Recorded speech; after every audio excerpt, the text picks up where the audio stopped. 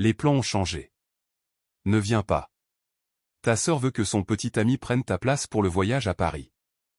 C'était le texto que ma mère m'a envoyé. J'ai répondu, je comprends. J'espère que vous passerez tous un excellent voyage. Immédiatement, j'ai annulé chaque paiement à mon nom, j'ai pris tout ce que j'avais payé, et je suis parti. Une semaine plus tard, quand ils sont rentrés. Je m'appelle Nan. J'ai 27 ans et je dirige avec fierté une boutique de mode indépendante très prospère. Je n'ai pas crié ou ne les ai pas appelés pour exiger une explication furieuse parce que ma patience et ma tolérance à porter les énormes fardeaux financiers de ma famille pendant des années s'étaient complètement épuisées. J'ai simplement fixé l'écran lumineux du téléphone pendant quelques longues secondes et j'ai esquissé un sourire froid avant de taper une brève réponse pour baisser complètement leur garde. Je comprends. J'espère que vous passerez tous un excellent voyage. Au moment exact où j'ai appuyé sur envoyer, je me suis connecté directement à mon portail bancaire sécurisé et j'ai décidé de retirer systématiquement absolument tout ce que j'avais payé aveuglément au cours des 6 dernières années. Je me suis humblement écarté pour les laisser monter avec arrogance dans ce vol en classe affaires premium vers la France tout en préparant silencieusement une leçon financière dévastatrice et brutale pour leur retour. Avant de vous expliquer en détail comment j'ai complètement démantelé leur petite vie de privilégiés, dites-moi d'où vous regardez dans les commentaires ci-dessous. Mettez un j'aime et abonnez-vous si vous avez déjà eu à couper les ponts avec des membres de votre famille toxique et à leur enseigner une dure leçon de réalité. La lumière bleue de l'écran d'ordinateur se reflétait doucement sur les piles de tissus de soie de première qualité posées sur mon bureau au cœur de la nuit. J'ai navigué directement vers mon portail bancaire en ligne principale pour lancer la première phase critique de mon extraction financière. Pendant si longues années, j'avais discrètement maintenu une série de virements mensuels automatisés, soigneusement conçus pour couvrir constamment leurs factures de services publics, leur assurance maladie premium et leurs impôts fonciers. Mes doigts se déplaçaient rapidement sur le clavier mécanique tandis que je cliquais systématiquement à travers les panneaux d'administration. J'ai supprimé de manière permanente chaque profil de paiement récurrent, coupant ainsi leur bouée de sauvetage financière imméritée en quelques frappes précises. Une fois ces prélèvements automatisés entièrement neutralisés, j'ai ouvert le registre sécurisé du fonds d'urgence familial dédié. J'avais minutieusement constitué ce compte spécifique sur plusieurs années difficiles, en déposant exactement 120 000 $ pour protéger strictement mes parents de véritables tragédies médicales ou d'événements catastrophiques soudains. La page numérique s'est chargée lentement sur le fond sombre. J'ai fixé les chiffres en gras affichés bien en vue tout en haut de l'écran. Le solde disponible était complètement décimé, montrant un total restant pathétique de seulement 180 $. Un œuf froid s'est formé au fond de mon estomac alors que je faisais défiler agressivement l'historique des transactions récentes. Je croyais initialement que mon généreux cadeau de 57 000 $ couvrait simplement leur vol en classe premium et la suite de luxe à Paris. Les relevés bancaires détaillés ont révélé une réalité profondément différente et très troublante. La réserve d'urgence massive n'avait pas été utilisée pour quoi que ce soit ressemblant de près ou de loin à une véritable crise.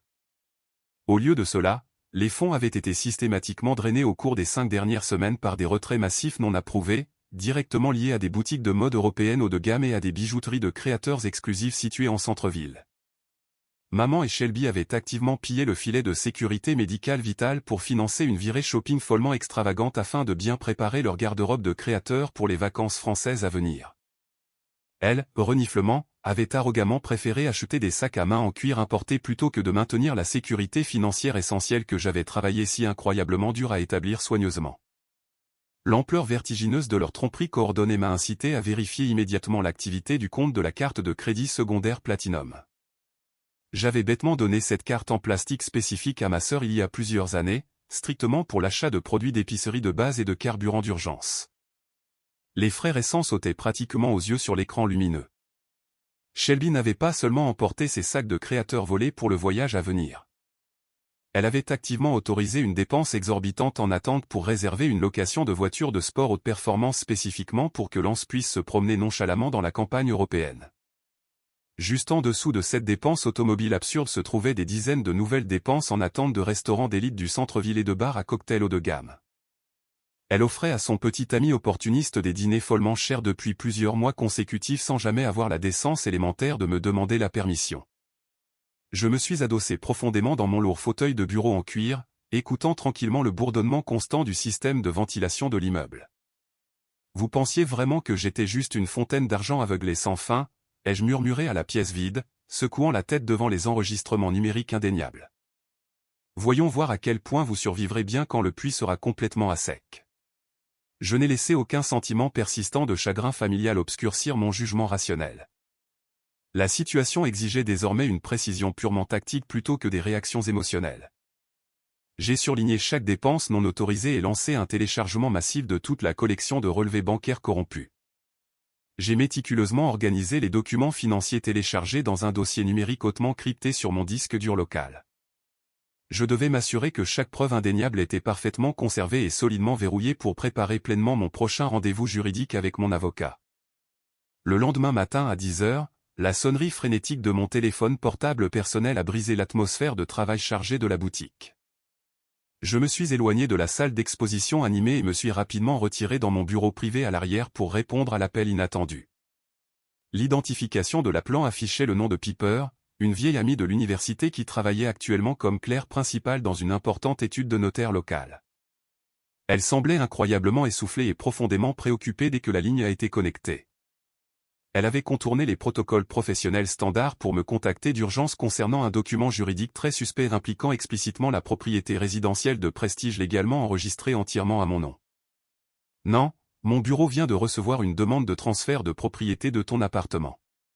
Quelqu'un utilise une procuration pour le faire. S'il te plaît, garde cela absolument confidentiel pour moi et envoie-moi immédiatement une copie complète de tout le dossier par mon courriel sécurisé. J'ai gardé ma voix complètement stable tout en lui donnant pour instruction de contourner les délais bureaucratiques habituels et de traiter l'affaire avec la plus grande discrétion. En quelques secondes, un fichier numérique fortement crypté est arrivé directement dans ma boîte de réception privée. J'ai rapidement cliqué sur la pièce jointe pour l'ouvrir et j'ai examiné méticuleusement les documents juridiques numérisés qui illuminaient mon écran d'ordinateur lumineux. Les documents détaillés étaient officiellement rédigés pour transférer de manière transparente l'acte de ma propriété de Bellevue entièrement à mes parents sans ma présence physique réelle ou mon consentement. J'ai zoomé de près sur la page d'autorisation principale et j'ai senti une vague physique intense de dégoût absolu envahir tout mon corps. Maman avait effrontément falsifié ma signature personnelle sur la ligne pointillée cruciale. Elle avait manifestement passé des heures à tracer parfaitement les boucles complexes et les angles spécifiques de mon écriture pour contourner avec confiance les procédures d'authentification municipale standard.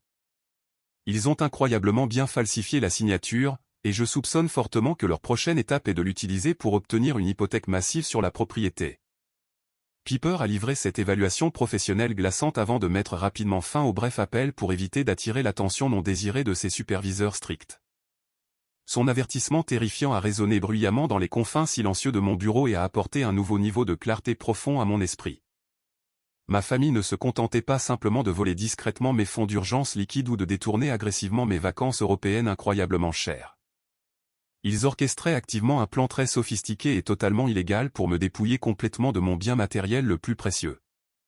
Ils avaient pleinement l'intention d'assumer illégalement la pleine propriété de la résidence coûteuse de Bellevue et de mobiliser immédiatement les capitaux propres volés pour obtenir une énorme quantité d'argent liquide d'une banque d'entreprise. Ils voulaient désespérément me plonger en permanence dans des centaines de milliers de dollars de dettes financières inéluctables simplement pour financer sans fin leur style de vie ridiculement somptueux. Cette révélation horrifiante a instantanément changé ma perspective sur toute la situation catastrophique qui se déroulait devant moi.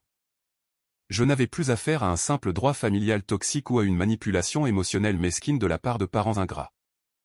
Il s'agissait d'un acte de vol d'identité fédérale hautement calculé et indéniable, orchestré directement par la femme même qui m'a donné naissance.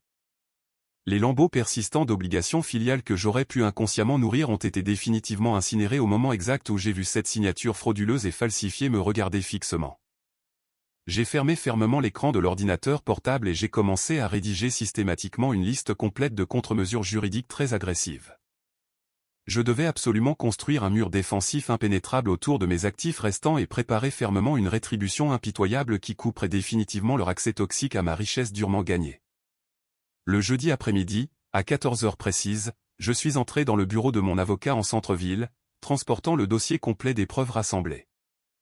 Je me suis assise directement en face du bureau en acajou poli de mon avocat, Bennett, et j'ai présenté silencieusement les relevés numériques cryptés détaillant les extractions financières massives ainsi que l'horrible document de procuration falsifié que Piper venait d'intercepter. Bennett a examiné l'épaisse pile de documents avec une intensité froide et professionnelle, analysant méticuleusement l'audace pure et simple des manœuvres criminelles de ma famille. Il a reconnu la menace grave et immédiate que représentait la signature expertement falsifiée et m'a demandé de prendre des mesures préventives très agressives pour protéger strictement ma richesse restante de toute nouvelle exploitation non autorisée.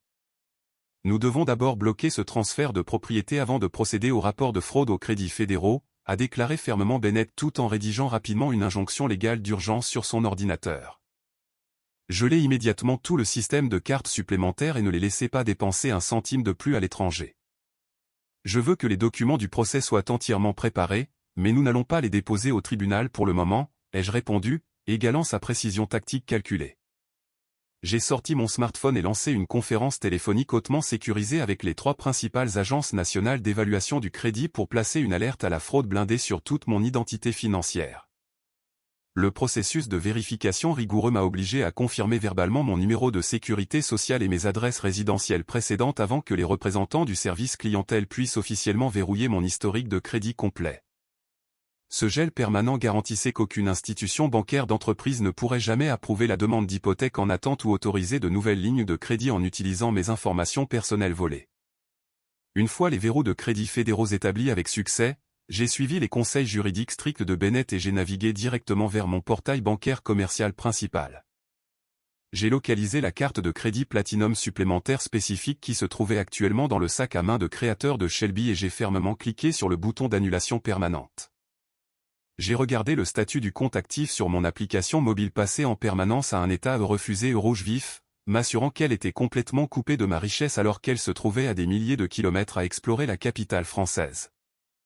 J'ai ensuite pris la dernière mesure nécessaire en coupant brutalement chaque paiement automatisé de services publics, versement d'impôts fonciers et prélèvement d'assurance maladie premium que j'avais précédemment maintenu pour la résidence de banlieue de mes parents.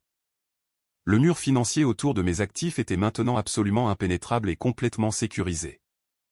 Pendant que je démantelais activement leur bouée de sauvetage financière, Bennett a rapidement finalisé un avis juridique de contestation très formel et a expédié électroniquement le document critique directement à l'agence de gestion des terres du comté. Ce dépôt d'urgence a réussi à placer un gel juridique dur sur le titre de propriété de Bellevue, arrêtant net la demande de transfert frauduleux de maman avant que tout souscripteur ne puisse traiter le prêt sur valeur domiciliaire illégale. Nous avons passé les 2 heures suivantes à organiser méticuleusement les relevés bancaires, les documents falsifiés et les journaux de transaction en un acte d'accusation fédéral complet pour fraude. Nous avons méthodiquement construit un dossier criminel sans faille contre ma propre chair et mon propre sang, rassemblant toutes les munitions nécessaires pour assurer leur poursuite éventuelle.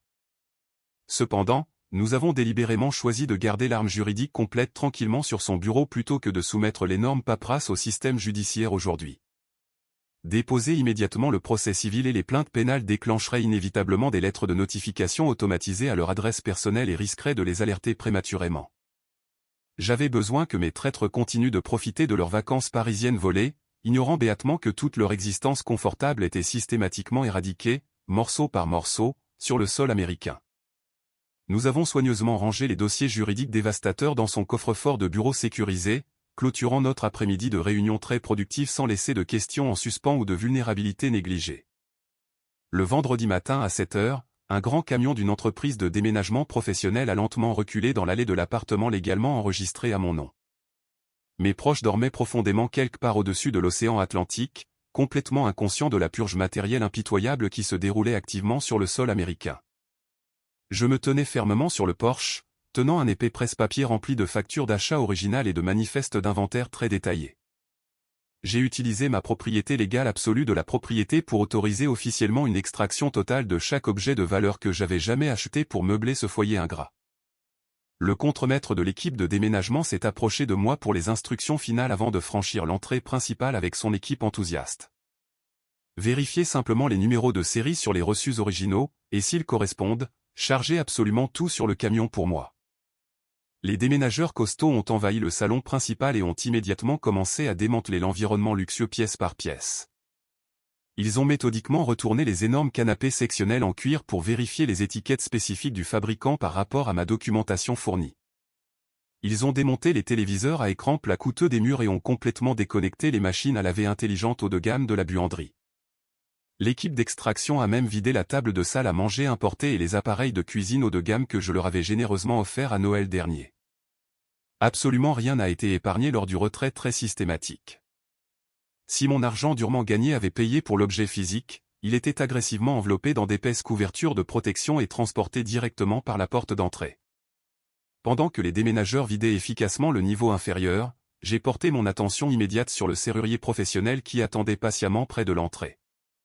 Je devais garantir que ma famille traîtresse ne pourrait jamais simplement revenir dans ma propriété personnelle une fois qu'ils seraient finalement revenus de leur escapade européenne vouée à l'échec.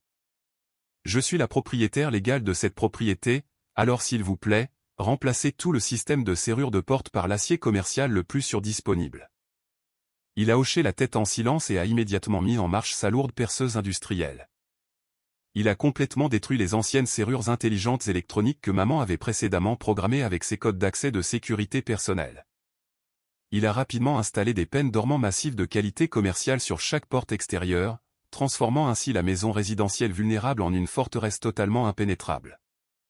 J'ai regardé les lourdes plaques d'acier glisser fermement en place, verrouillant en permanence ma famille opportuniste hors de la vie confortable qu'ils avaient si arrogamment tenue pour acquise.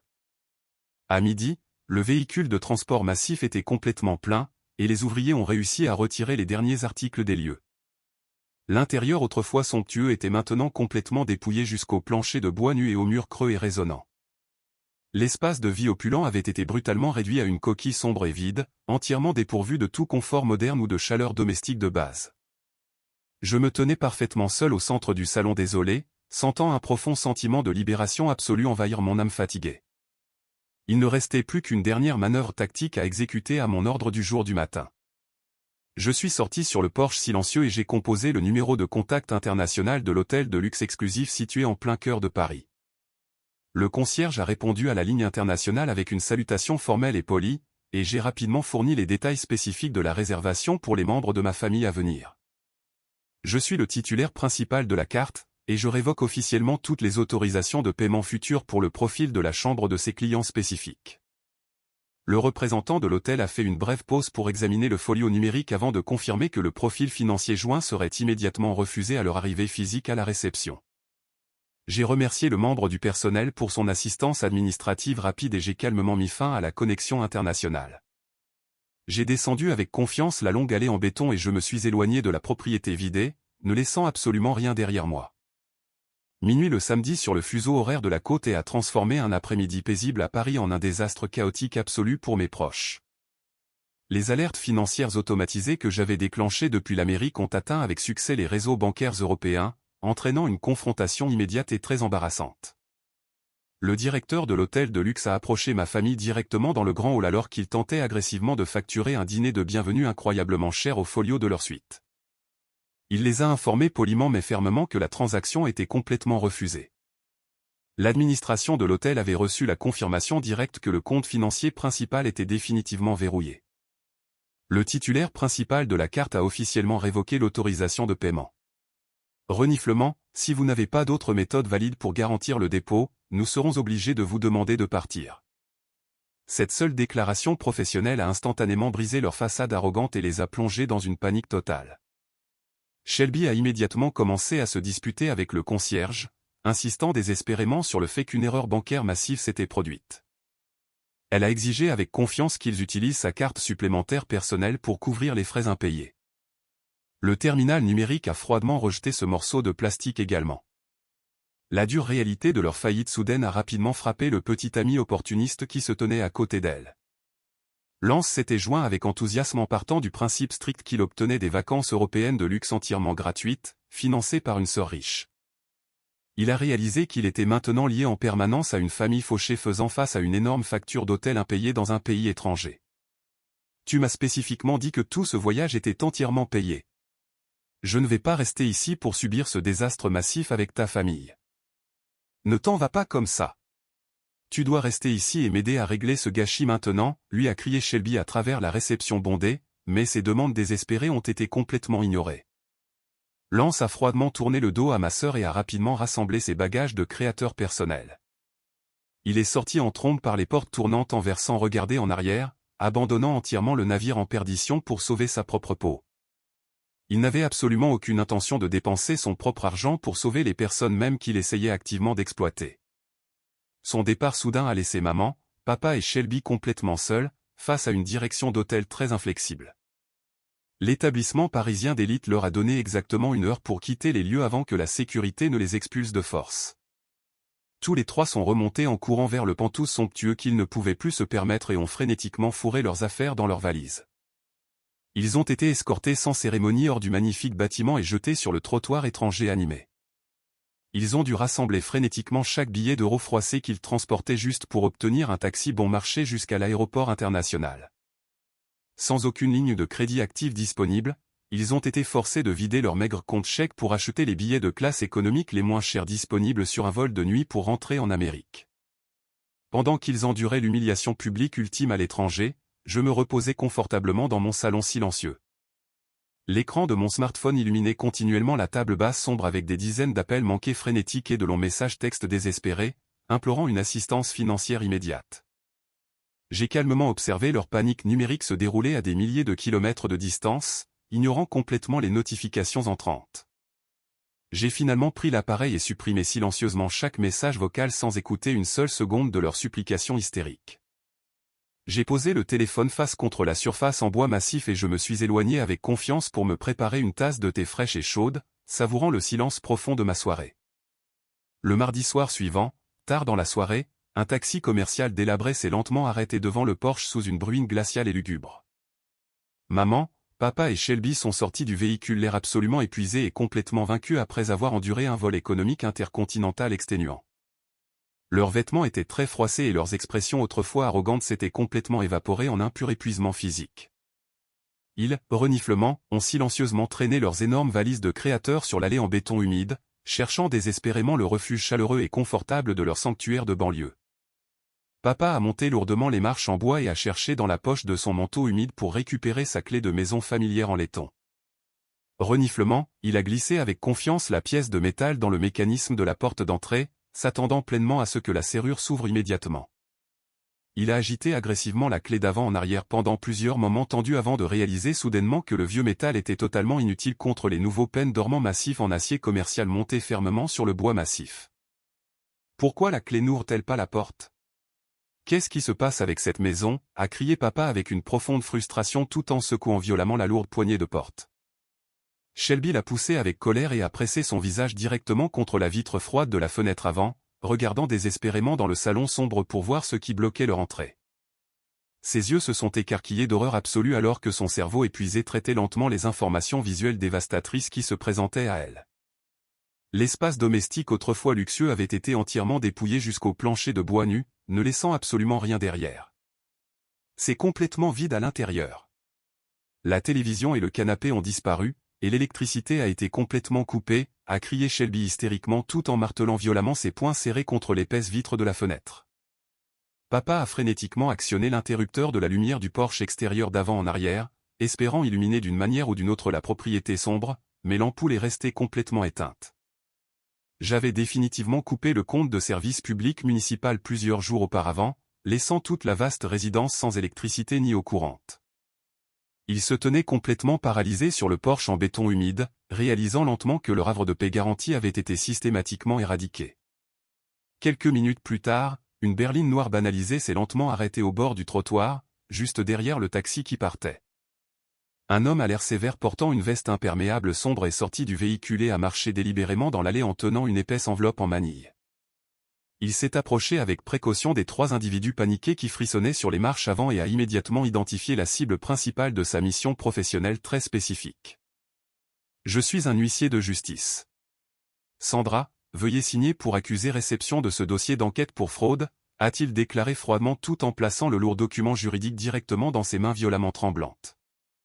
Il a présenté une tablette numérique exigeant sa signature immédiate avant de se retourner rapidement et de regagner sa voiture. Maman a déchiré avec force l'enveloppe scellée et a regardé d'un air absent les actes d'accusation fédéraux officiels et l'ordonnance restrictive stricte rédigée officiellement par mon avocat. Les documents judiciaires officiels détaillaient explicitement les documents de transfert de propriété falsifiés, l'identité financière volée et les graves accusations criminelles actuellement en instance contre elle. Son droit arrogant s'est complètement brisé sous le poids écrasant de cette réalité inéluctable. Papa a arraché les papiers de ses mains tremblantes et a lu les menaces juridiques terrifiantes. Alors que Shelby s'effondrait sur les marches en bois mouillé, pleurant de manière incontrôlable, Ils ont collectivement réalisé qu'ils avaient définitivement perdu leur abri confortable, leur soutien financier immérité et leur liberté absolue. Ils étaient maintenant des individus complètement sans abri, debout sous la pluie glaciale, faisant face à de sévères peines de prison fédérale dues entièrement à leur propre cupidité malveillante et à leur exploitation incessante. Le lundi matin suivant, à 9 heures, je me tenais devant ma toute nouvelle boutique de mode située à des milliers de kilomètres de l'environnement toxique de ma vie passée.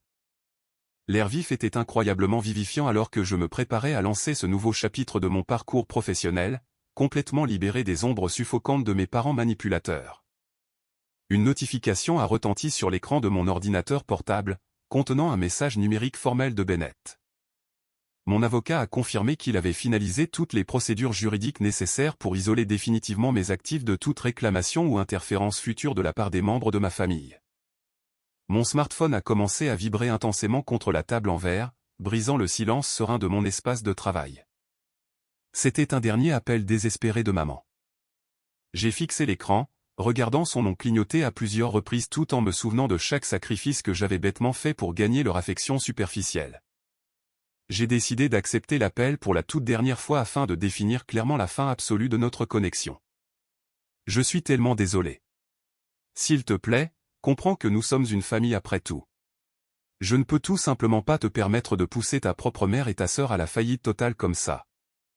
Maman, ne perds plus ton souffle car j'ai confirmé que mon avocat a remis avec succès chaque preuve de fraude aux autorités, vous devez donc faire face aux conséquences juridiques vous-même. J'ai mis fin à l'appel immédiatement après avoir prononcé cette déclaration de clôture ferme. Je n'ai pas attendu sa réfutation frénétique ou les sanglots inévitables. J'ai éteint l'appareil, retiré la carte SIM physique et les cassé en 2 morceaux nets. Ce petit acte physique a servi de dernier pont symbolique que je devais brûler pour m'assurer qu'il ne pourrait plus jamais m'atteindre. J'ai pris une grande bouffée d'air frais, je me suis détourné des morceaux de plastique jetés et j'ai poussé l'entrée en verre de ma boutique. En entrant, j'ai ressenti un sentiment écrasant de paix profonde et de liberté authentique, sachant que je n'avais plus à jouer un rôle ou à payer pour un faux sentiment d'appartenance. Le parcours que j'ai enduré offre plusieurs leçons vitales pour quiconque est actuellement piégé dans un cycle d'exploitation similaire. Premièrement, protéger vos limites personnelles n'est jamais un acte d'égoïsme, mais une exigence fondamentale pour la survie afin d'empêcher la cupidité sans fond de ceux qui cherchent constamment à drainer votre succès durement gagné. Deuxièmement, les liens familiaux authentiques ne peuvent pas être achetés avec une ligne de crédit infinie car le sacrifice aveugle ne cultive que des parasites ingrats qui perçoivent votre générosité comme une faiblesse permanente. Enfin, face à une tromperie organisée ou à une trahison, arrêtez de gaspiller votre énergie émotionnelle dans des disputes inutiles et utilisez plutôt le pouvoir du système juridique et le silence absolu pour infliger la rétribution la plus efficace possible. Je remercie sincèrement chaque auditeur qui a pris le temps de parcourir ce long voyage de reconquête de ma vie et de ma dignité avec moi. Votre temps est précieux et j'espère sincèrement que ces idées vous aideront à reconnaître votre propre valeur et à fixer courageusement vos propres limites. N'hésitez pas à partager votre point de vue personnel ou vos expériences sur ce sujet dans la section des commentaires ci-dessous.